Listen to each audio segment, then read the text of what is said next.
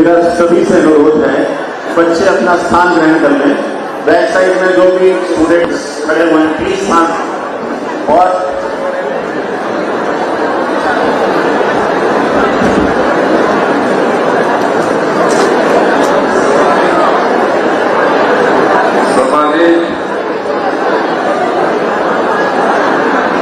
हमारे आयुष मंत्री जयविंदर गोमा जी, भोरज के विधायक सुरेश कुमार जी, हमारे राजनीतिक सलाहकार सुनील शर्मा जी, हमारे चेयरमैन कुलदीप सिंह पठानिया जी, हमारे चेयरमैन अजय शर्मा जी, हमारे हमीरपुर से कांग्रेस के प्रत्याशी पुष्पिंदर वर्मा जी, हमारे बरसत से प्रत्याशी सुभाष कटवालिया जी, हमारे चेयरमैन रामचंद्र पठानिया जी, सभी सम्मानित मंच पर विराजमान अतिथिगण, प्रिंसिपल महोदय, हमारे अध्यापकगण, प्यारे बच्चों और प्यारी बेटियों, आज अभी मैं सब बच्चों से चाहूंगा कि आप शांति से सारी बात सुनिए और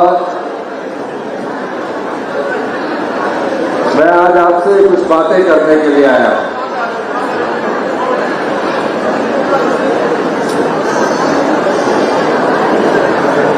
हम भी आपके जीवन काल में,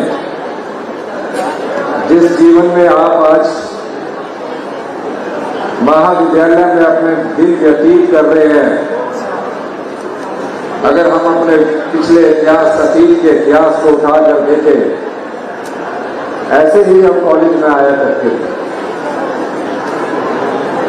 क्योंकि मैं शिमला में पढ़ा हूं और यहाँ की जो डिप्टी कमिश्नर महोदय हैं वो मेरे साथ कॉलेज में पढ़ा करते थे, जो आज डीसी के तौर पर यहाँ कार्य कर रहे हैं। ये मेरे व्यक्तित्व को भी जानते हैं, मेरे व्यवहार को भी जानते हैं। और मैं आज इन दो साथियों को, जो पहली बार इस कॉलेज से, हमारे जो हमीरपुर कॉलेज से, वहां से विधायक बनकर के कुलदीप सिंह पठानिया जी, सुरेश कुमार जी और हमारे सुनील शर्मा जी, पुष्पिंदर वर्मा जी, सभी इसी कॉलेज में पढ़े हैं। जब मैं कॉलेज के अंदर कैंपस में आ रहा था तो महसूस कर रहा था मैं कि कॉलेज ऑफ एक्सीलेंस हम हैं, और कॉलेज ऑफ एक्सीलेंस के बाद ऐसी क्या चुनौतियां हैं जो हमारी युवा पीढ़ी को आने वाले भविष्य के समय जिनका सामना करना पड़ेगा। मैं बेटियों को देख रहा था और मैंने ये पाया कि कहीं ना कहीं हम में कहीं ना कहीं आत्मविश्वास की कमी है। और ये बात मैं इसलिए कह रहा हूं क्योंकि पिछले दिनों जब मैंने बैठक ली शिक्षा विभाग की, उसमें ये निर्देश दिए कि आने वाले समय में जो कॉलेज की रैंकिंग होगी वो महज केवल मेरिट ही आधार नहीं होगा, उसके अलावा और जिन एक्टिविटीज में भाग लेती है उसके आधार पर आने वाले समय में हम कॉलेज की रैंकिंग करने जा रहे हैं। 2 वर्ष पहले जब मैंने शिमला के ऐतिहासिक रिज मैदान से मुख्यमंत्री पद की शपथ ली और उस शपथ लेते समय मेरा मन भर आया। मैं एक ऐसे परिवार से राजनीतिक जीवन में आया जिसके परिवार से कोई राजनीति में ना था, आप जैसे परिवार से उठकर, एक आम परिवार से उठकर जब मैं मुख्यमंत्री की कुर्सी पर पहुंचा तो मैंने आकलन किया अपने अनुभवों से कि जो हमारा हिमाचल प्रदेश का समाज है उसमें सबसे वंचित वर्ग कौन है, कौन अपनी आवाज नहीं उठा सकता। और जब मैंने उसका अध्ययन किया तो मुख्यमंत्री बनने के बाद जहां परंपरा होती है सभी अधिकारी कर्मचारी शिमला में सचिवालय के सामने उनका स्वागत करते हैं और जानकारी देते हैं, मैंने उस परंपरा को तोड़ा और उन बच्चों और बेटियों के पास गया जो अपनी मां को खो चुकी थी, अपने पिता को खो चुकी थी। जब मैं उनके पास गया, उनका रहन सहन देखा, उनके खाने की जगह देखी, तो मैंने पाया जो भी बच्चा अपनी मां को खो देता, अपने पिता को खो देता है,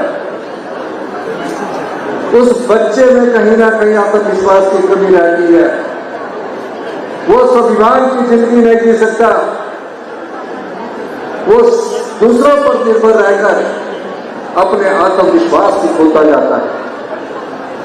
मैं उनके पास गया, बेटियां थी, मैंने उनसे सीखा।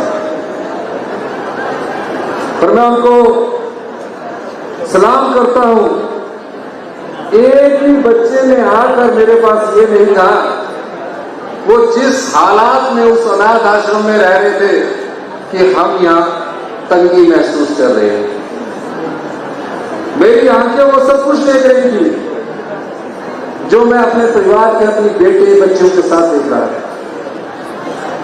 आया, पहला निर्देश मैंने ये दिया, जो भी बच्चे अपनी मां को खो चुके, अपने पिता को खो चुके हैं, जिनका इस दुनिया में कोई नहीं है, कभी चाचा जी के सहारे निर्भर है, कभी मामा जी के सहारे निर्भर है, या किसी की दया पर निर्भर है, इन्हें आत्मनिर्भर बनाना है, उनके आत्म सम्मान को वापस लाना है।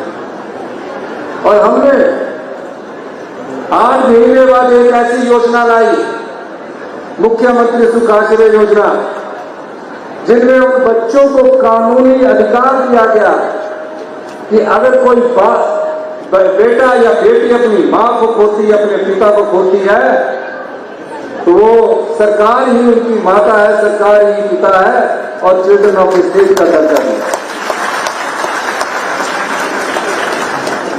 हिमाचल सरकार पहली ऐसी सरकार बनी जिसने हिंदुस्तान में ये कानून बनाया। क्या कानून है ये? आप कई बच्चों को भी पता नहीं होगा, जो भी बच्चा पैदा होने के बाद अगर अनाथ हो जाएगा,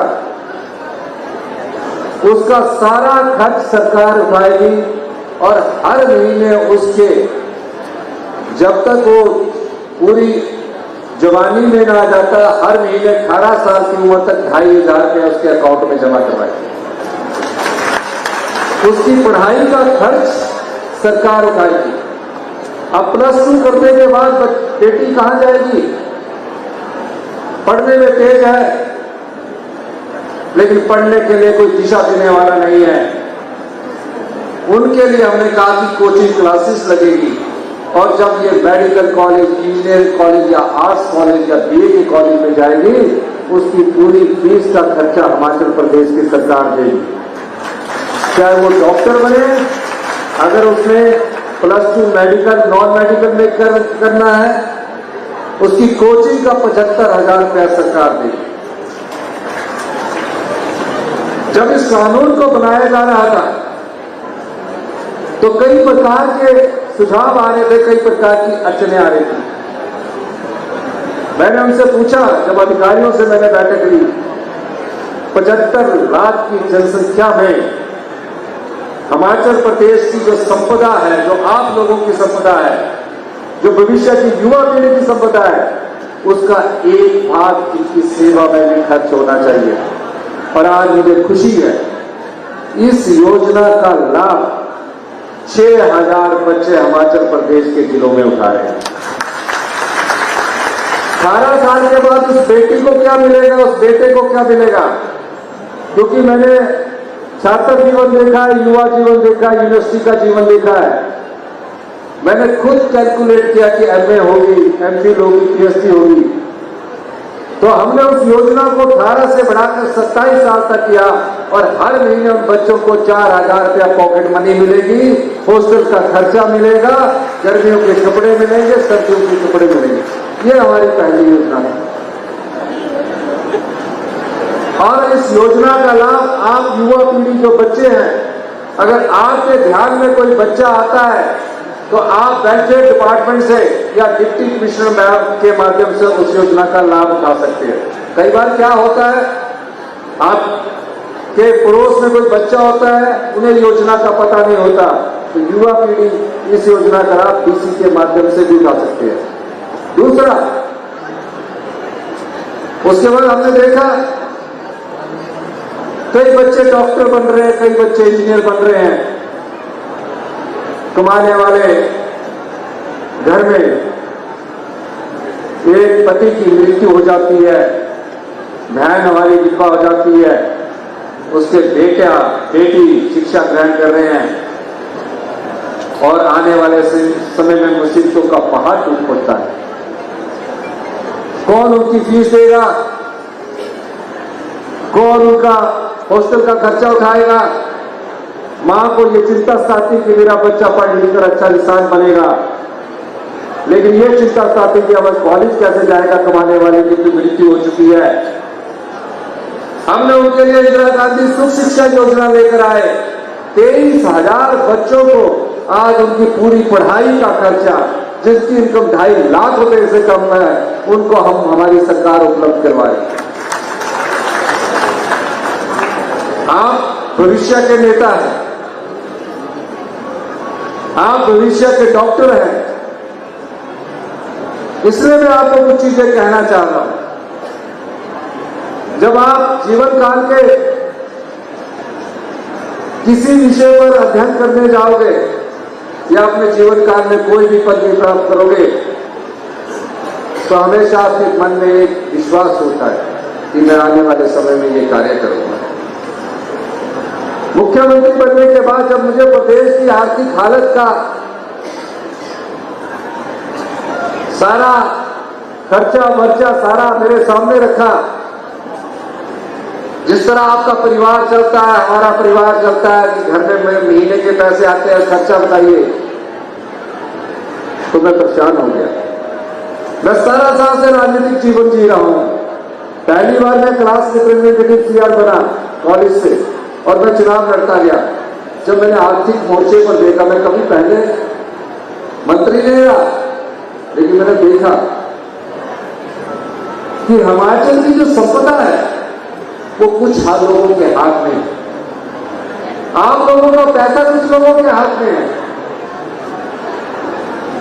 हम 100 रुपए में से 70 रुपया कहां खर्च करते हैं, 30 रुपया हम कहां खर्च करते हैं, और हम अपने राजनीतिक लाभ के लिए कि हम चुनाव जीत जाए, किसी ना किसी तरह से हमको कुर्सी मिल जाए, हम जनता का धन हिस्सों में आपकी संपदा को पानी की तरह बहा देते हैं।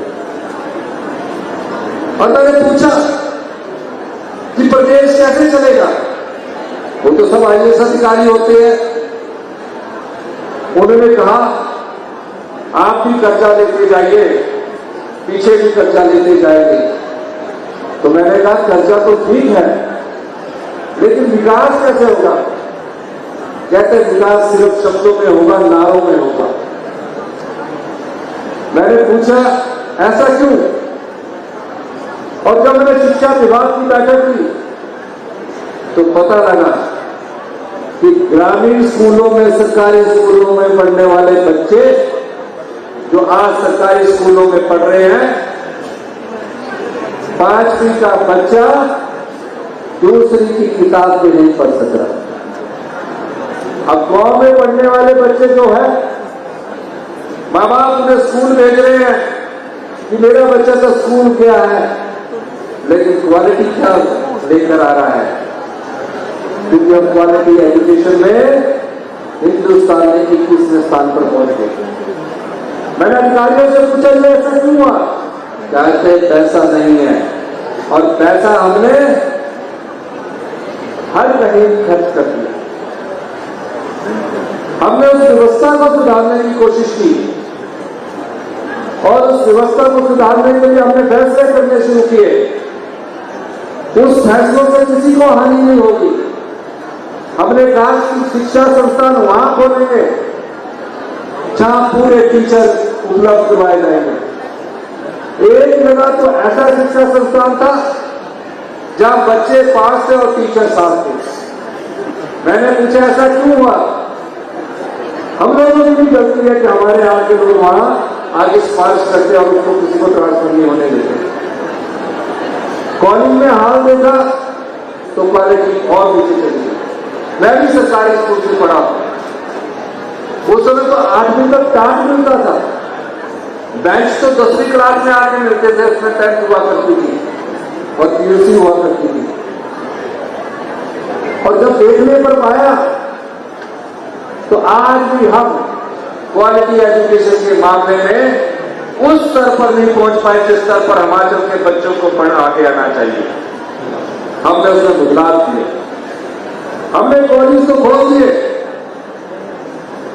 और पिछली सरकार ने 600 ऐसे संस्थान खोल दिए जिससे हमारा शिक्षा स्तर और हेल्थ का सेक्टर बिल्कुल निचले स्तर पर चले गए। कॉलेज खोलना था, 80 बच्चों और 50 बच्चों के लिए कॉलेज खोल दिया और टीचर क्या किए, डिस्ट्रिक्ट के कॉलेज से हटाकर वहां भेज दिए और डिस्ट्रिक्ट के कॉलेज का भी थोड़ा सा स्तर गिर दिया और जो वहां पढ़ने वाले थे वो तो अभी नहीं आए। हमने फैसला किया है हम रैशनलाइजेशन करेंगे।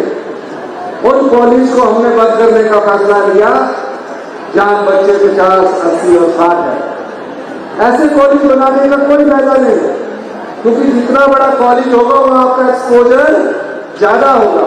अब ये कॉलेज है, इसमें 4,000 बच्चे पढ़ रहे हैं हमीरपुर के, खुशी होती है आप जब आप एक दूसरे से वार्तालाप करते हैं, एक डिस्ट्रिक्ट के बच्चे दूसरे डिस्ट्रिक्ट में आते हैं, उससे आपका एक्सपोजर बढ़ता है, वहां की संस्कृति को जानने का आपको मौका मिलता है। इसलिए आप आने वाले समय में शिक्षा में और बड़े बदलाव देखेंगे। हमने सबसे पहले शिक्षा के बेसिक को पकड़ा, बेस को पकड़ा है। बच्चा 3 साल का आंगनवाड़ी में जाता है, फिर प्री नर्सरी में आता है, फिर उसको आंगनवाड़ी के बाद वो नर्सरी फर्स्ट सेकंड में आता है। हमने फैसला किया है इस एकेडमिक सेशन से प्री नर्सरी से लेकर +2 एक ही स्कूल एजुकेशन के अंतर्गत होगा और उसके हम जल्दी ही नोटिफिकेशन करने जा रहे हैं। उसके अलावा उसमें कौन सी शिक्षा दी जाए? 7 प्राइवेट स्कूल है, टाई पहनी है, पढ़ाने वाले क्वालिफाइड टीचर गवर्नमेंट स्कूल में है। सरकारी स्कूल में बच्चों की संख्या 10, प्राइवेट स्कूल खुला है बच्चों की संख्या 100, पर क्वालिटी कहां है? हमने फैसला किया कि हम राजीव गांधी मेमोरियल स्कूल बनाएंगे। प्री नर्सरी से लेकर 750 से लेकर 1,000 बच्चों का एक स्कूल होगा और उस स्कूल में जहां पानी उपलब्ध होगा वहां स्विमिंग पूल भी होगा, खेल की एक्टिविटी भी होगी, ऑडिटोरियम भी होगा और दोपहर का भोजन हिमाचल प्रदेश की सरकार उन गांव में पढ़ने वाले बच्चों को उपलब्ध करवाएगी। अगले वर्ष 10 स्कूल कार्य करना शुरू कर देंगे। अभी मैं एक और स्कूल का सुजानपुर में उसका शिलान्यास करने जा रहा हूं।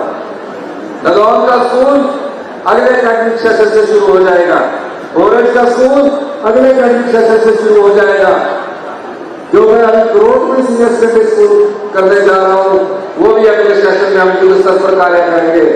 और जो हमीरपुर का स्कूल माननीय सुनील शर्मा जी ने कहा है, इसको हम को ऐड करने जा रहे हैं डिस्ट्रिक्ट हेडक्वार्टर के स्कूल को, और इसको भी राजीव गांधी मेमोरियल स्कूल में हम कन्वर्ट करने जा रहे हैं। तकरीबन अगले वर्ष हर विधानसभा क्षेत्र में हाई एंड एजुकेशन क्वालिटी के हम सीनियर सेकेंडरी स्कूल खोलने जा रहे हैं, ताकि आने वाले 10 वर्षों में गांव में पढ़ने वाला बच्चा जब उस स्कूल से पढ़कर जाएगा तो भविष्य की चुनौतियों का वो सामना कर सकेगा और गर्व से कह सकेगा किसी भी फील्ड में वो कमजोर नहीं होगा, वहां सभी प्रकार के टीचर उपलब्ध करवाए जाएंगे। इसी तरह कॉलेज की रैंकिंग का भी हम सुधार करके और आगे इसमें खर्चा करने जा रहे हैं, ताकि एक क्वालिटी एजुकेशन हम दे सके। हम उन गांव के परिवारों को झूठ नहीं बोल सकते, हमने प्राइमरी स्कूल खोल दिया लेकिन क्वालिटी एजुकेशन नहीं दी।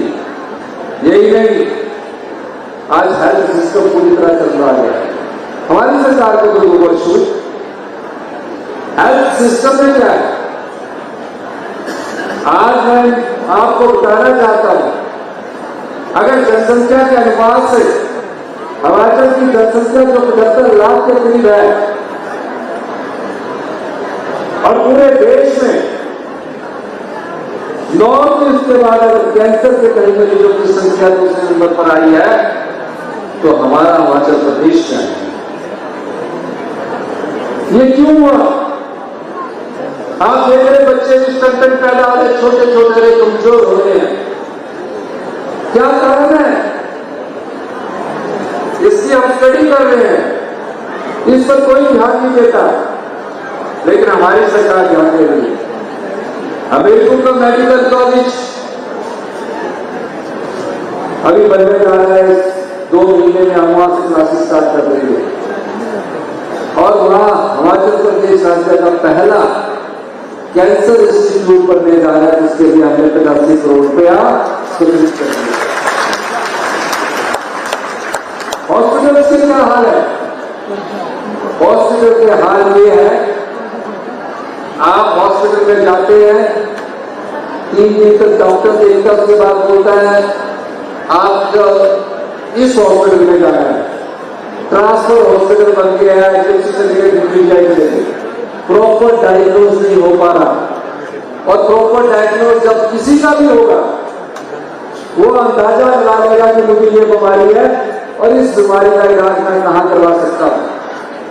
हमारे हॉस्पिटल में ये हाल है, IGMC शिमला, टांडा, हमीरपुर, जितने जोनल हॉस्पिटल बने हैं, जितने PSC बने हैं, 20-20 साल पुरानी मशीनें हैं, क्या डायग्नोज करेंगे टेक्नोलॉजी के इस्तेमाल? ये हाल क्यों होता है? जब खुद गवर्नमेंट के लिए खुद गवर्नेंस ना हो, अच्छे शासन के लिए अच्छा प्रशासन ना हो, तब इन संस्थानों के हालात ऐसे हो जाते हैं और हम एक वर्ग को खुश करके अपनी राजनीतिक धोखियां सीखते हैं। इसलिए हम उसमें बदलाव करने, व्यवस्था परिवर्तन का जो हमने नारा दिया है, आप मुझे 2 साल पहले की भी बात सुन लीजिए। मैंने कहा था मैं सत्ता में, हम सत्ता में इसलिए नहीं आए हैं कि हम बड़ी बड़ी गाड़ियों में घूमें, हम सत्ता में व्यवस्था परिवर्तन करने के लिए आए हैं। और आप देख रहे होंगे कुछ जगह हमारे सरकारी कर्मचारी नाराजगी में हड़ताल पर चले जाते हैं, लेकिन हम अच्छा करने के लिए आए हैं। हर जगह बदलाव है, अगर हम बदलाव नहीं करेंगे तो हम पिछड़ जाएंगे, और हम उस बदलाव की सोच को आगे लेकर जाना चाहते हैं। इतिहास की सबसे बड़ी आपदा का सामना हिमाचल प्रदेश के लोगों ने किया। 551 लोग मौत के घाट मृत्यु को प्राप्त हुए, 23,000 घर टूट गए। हमने उन परिवारों को बताया 4500 करोड़ रुपए का आर्थिक पैकेज मिला। आर्थिक स्थिति ठीक न होने के बाद भी भारतीय जनता पार्टी की जो केंद्र की सरकार है पैसा अपने के पास है। और पिछली सरकार ने क्या किया? चुनावों से पहले 5,000 करोड़ रुपए की रेवड़ियां बांटी, ये भी फ्री, वो भी फ्री। फ्री उसको होना चाहिए जो दे नहीं सकता, उसको नहीं होना चाहिए। जो 5-5, 10-10 लाख रुपया पे इनकम टैक्स देता है उसको भी कहा कि तुम भी फ्री होगा। अगर आप ऐसा करेंगे, 5 साल के लिए सरकारें आती है, 5 साल बाद वो चली आती है, आप भी खुश होते हैं कि हमने ये सरकार लाई, वो सरकार ना बदल दी। लेकिन मिला क्या? आप जब बीमार होते हैं उस समय आप ये नहीं देखते कि मेरी जेब से कितना पैसा खर्च होना चाहिए, उस समय ये देखते कि मैं किसी तरह ठीक हो जाऊं, 50,000 1 लाख लगे। आप ये नहीं देखते कि अगर आपकी बीमारी पहले पता लग जाती तो ये 50,000 की जगह 5,000 में ठीक हो सकती। इन सब चीजों में हम बदलाव करने जा रहे हैं। मुझे खुशी इस बात की, मैं जहां भी जाता हूं बेटियों की संख्या बहुत अधिक होती है और हमारे हमीरपुर में भी मेरा घर का जिला है, बेटियों की संख्या के लिंग अनुपात में भी बहुत अधिक वृद्धि हुई और 30 वर्षों में सबसे अधिक वृद्धि हिमाचल प्रदेश में हुई है। और हिंदुस्तान में अगर लिंग अनुपात के साथ से देखा जाए 1,000 लोगों की पुरुषों के पीछे तो 940 के करीब हमारी महिलाएं बेटियां हैं। जो सोच है उसमें बदलाव आ रहा है, सोचने का तरीका बदला है। और इस कॉलेज को, जो हमारे जिले का कॉलेज है, इसको और आगे बढ़ना है और तेजी से आगे आना है। आप पढ़ने में अच्छे हैं, आप संघर्ष भी कर रहे हैं, लेकिन कहीं ना कहीं जिस चीज को आप प्राप्त कर सकते हैं उस दिशा को आपको देने की जरूरत है। आप में कोई कमी नहीं है। मैं जब मुख्यमंत्री की कुर्सी पर पहुंच सकता हूं तो कोई भी चीज, अगर कोई व्यक्ति, कोई छात्र अपने जीवन में ये सोचता है कि इसको मैं प्राप्त नहीं कर सकता, वो गलत सोचता है। आप संघर्ष करके कई बार सफल होते हैं, कई बार असफल होते हैं, लेकिन अपनी इच्छा शक्ति मजबूत रखनी चाहिए, अपनी लगनशीलता मजबूत रखनी चाहिए, अपना उद्देश्य तय करना चाहिए। सफलता अपने आप आपके कदम चूमेगी।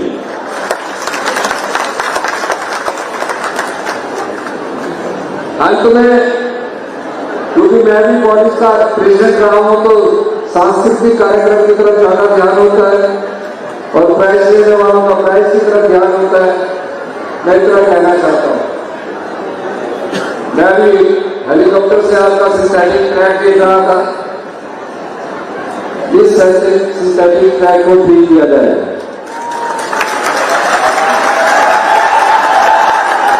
इसके अलावा एमए की क्लासेस, एमए हिस्ट्री और पॉलिटिकल साइंस है, वो तो अगले एडमिशन से शुरू कर दी जाएगी।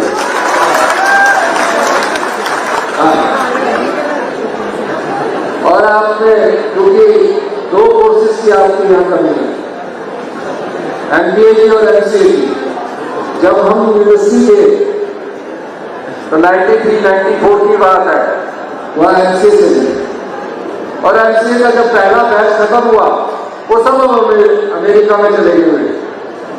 तो एमबीए और एमसीए कॉलेज में सेल्फ फाइनेंसिंग की तैयारी शुरू करने की हमको।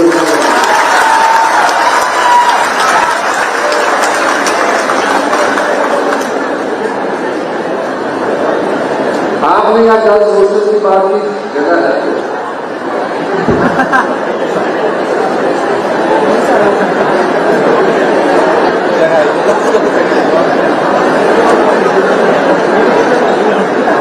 इसी पर बात करते हैं कि बेटियों के लिए गर्ल्स हॉस्टल होना चाहिए। एक सुंदर गर्ल्स हॉस्टल, कम से कम 100 बेटियों का नाम है।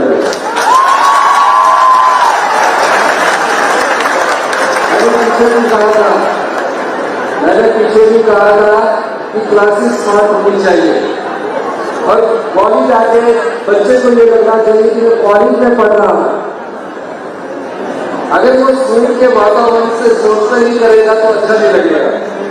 इसलिए अगर इसको अपनी रैंकिंग में बनाए रखना है और आगे रैंकिंग काफी कम्पीट करने वाले होने वाली है, तो इसको हर चीज में स्मार्ट होना पड़ेगा, हर कार्य में स्मार्ट होना पड़ेगा।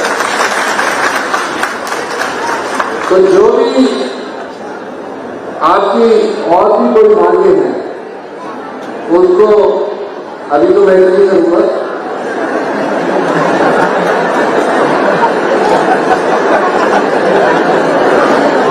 मैं पिछले साल भी आपके कॉलेज में आना चाहता था, लेकिन मेरी कानून नहीं आया। आज मैंने विधानसभा से छोड़ने के बाद वहां हंगामा हो रहा है कि मुख्यमंत्री जी नहीं है। मैंने कहा मैं अपने जिले में ढेरवाड़ी में जा रहा हूं।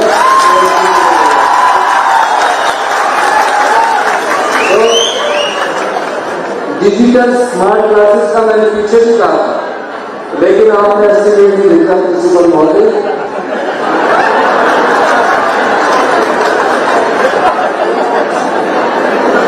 और मैं चाहता हूं कि आपके डिजिटल बोर्ड हो, डिजिटल अटेंडेंस हो, डिजिटल टीचर्स की अटेंडेंस तो शुरू होने जा रही है। और डैशबोर्ड पर अभी पूरे मेरा सिर्फ डैशबोर्ड बन चुका है। कौन टीचर कितने बजे आया उसका भी ध्यान रखा जाएगा।